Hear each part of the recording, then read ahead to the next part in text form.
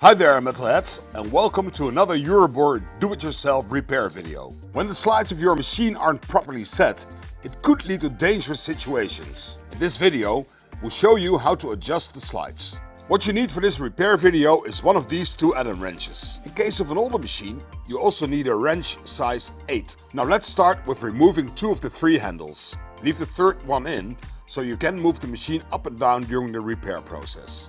Turn the machine all the way up, as shown in the video. Hold it in that position. Now grab your Allen wrench and turn the topmost bolt tighter. If the slide is instead too tight, loosen it. Once you feel like you've achieved the perfect resistance, continue tightening or loosening the remaining bolts so the resistance is consistent from top to bottom. As shown in the video, the same can be applied to older models, although in their case you also need the wrench in order to first loosen the nuts before you can adjust the bolts. If you're feeling naughty, try this trick to quickly adjust them. In case of these older models, if adjusting the bolts didn't tighten or loosen your machine, it means the slide is bent and needs to be replaced by our service center.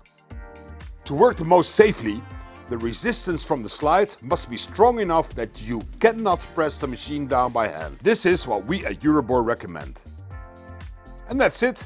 You've adjusted the slides of your Euroboor magnetic drilling machine. Don't forget to reattach the two handles. Don't forget to like and subscribe to our YouTube channel and click that bell so you stay up to date on our latest product videos, repair videos and more.